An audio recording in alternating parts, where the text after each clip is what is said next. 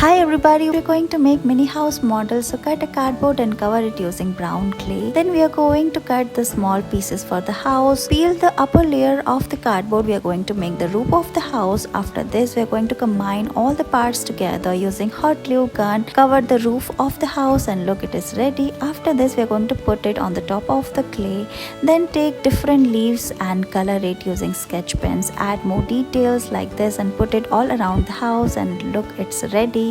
You can also put fairy light inside the house and look how pretty this is looking.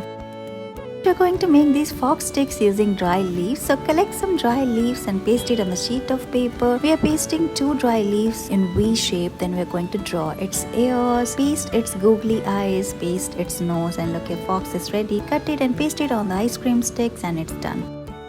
We're going to make this beautiful basket. So draw the basket on the cardboard, draw lines on it, cut it. After that, we are going to paste it on another sheet of paper using double-sided of tape.